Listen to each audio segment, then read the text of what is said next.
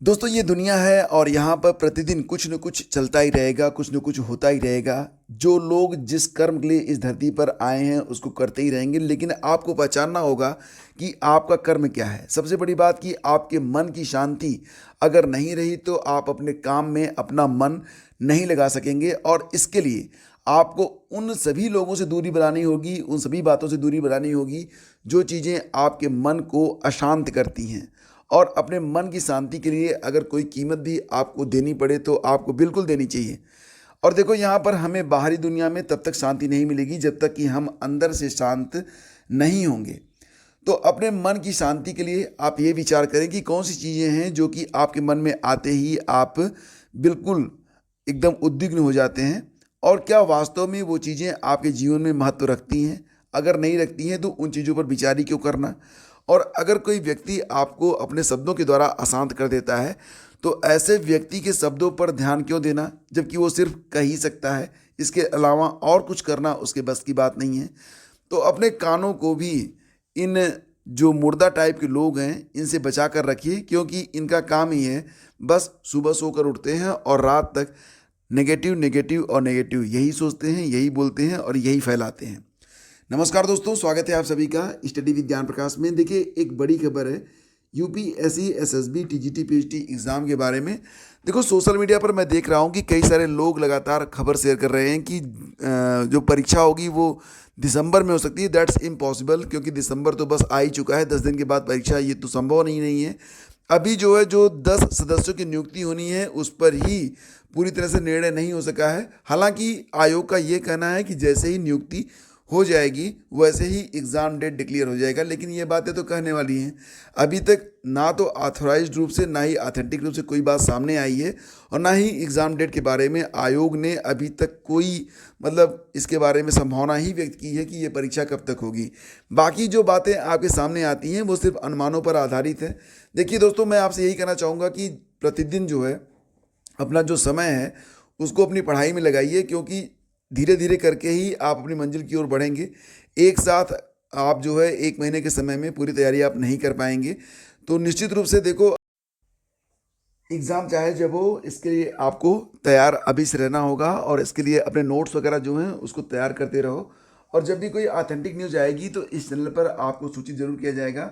वैसे भी जो खबरें रहती हैं वो हमारी वेबसाइट studyvidgyanprakash.com पर भी अपडेट कर दी जाती हैं, तो वहाँ पर जाकर भी आपको अपडेट मिल जाएगी। तो फिलहाल अभी ये जो एग्ज़ाम डेट है उसके बारे में कोई डिक्लेरेशन नहीं है। दिसंबर में संभावना बिल्कुल नहीं है। परीक्षा जब भी होगी 2023 में ही होगी। कब होगी इसके बारे में अभी कुछ पता नहीं है। फिर भी आपके पास अभी पर्याप्त समय है। बस यही कहूँगा कि अगर आप अभी से भी तैयारी में लग जाएंगे तो निश्चित रूप से आपको जो जो है सफलता मिल जाएगी। ठीक है।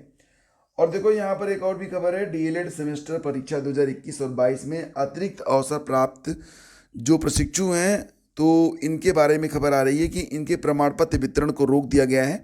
सचिव परीक्षा नियामक प्राधिकारी अनिल भूषण चतुर्वेदी ने शुक्रवार को सभी डायट प्राचार्यों को निर्देशित किया है कि एक विषय में 3 बार फेल और निदेशक एससीईआरटी के आदेश पर शामिल प्रशिक्षुओं के अंकपत्र सह प्रमाण पत्र अगले आदेश तक वितरित नहीं होंगे।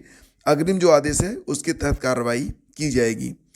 और शिक्षक साथी के बारे में मैंने आपको बताया था कि अब सभी जो है प्राइमरी और जूनियर जो स्कूल हैं उसमें शिक्षक साथी पद का एक सृजन किया गया है। इसमें वे लोग नियुक्ति प्राप्त करेंगे जो लोग रिटायर हो चुके हैं और जिनकी उम्र अभी 70 साल से कम है, और जो लोग अपना अनुभव और अपनी सेवा इन बच्चों के साथ, इन स्कूलों के साथ शेयर करना चाहते हैं।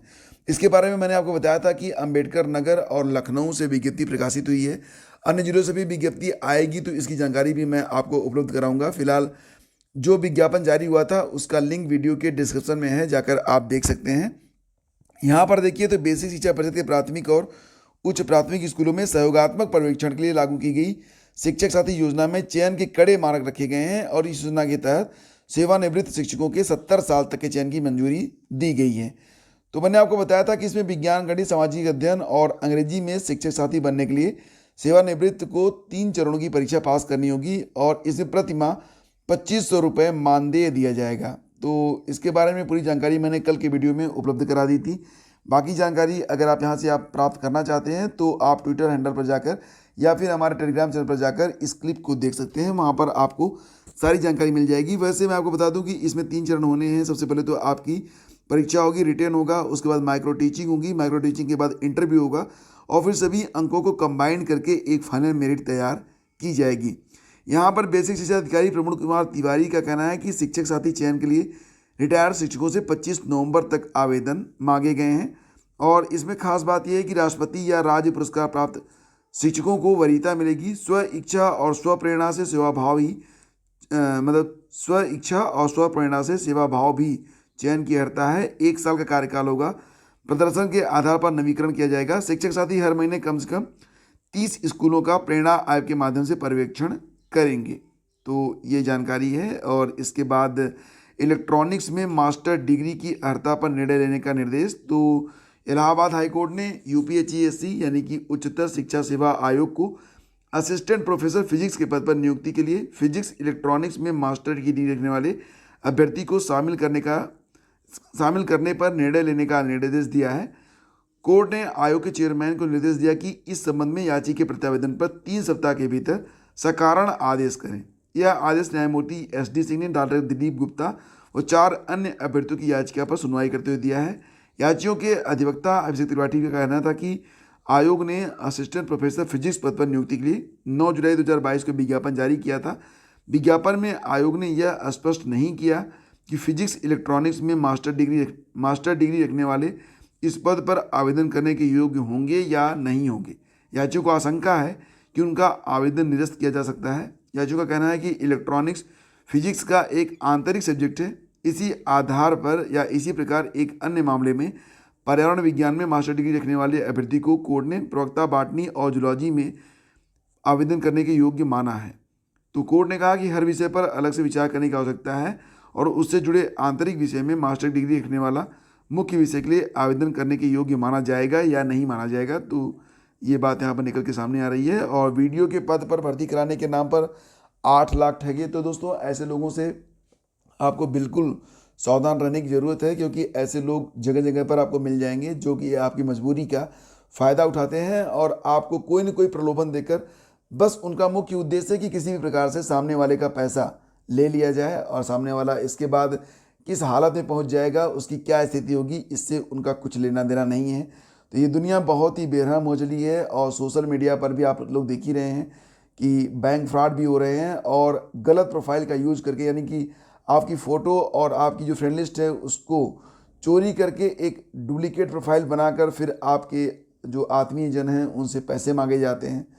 तो इस प्रकार से भी यह धोखाधड़ी हो रही है। तो आपको बहुत अधिक सावधान रहने की ज़रूरत है। तो दोस्तों ये थी आज की पूरी अपडेट। अगर वीडियो अच्छा लगा है तो लाइक और शेयर कर दीजिएगा। हम मिलेंगे आपसे अगली वीडियो में। तब तक के लिए थैंक यू सो मच।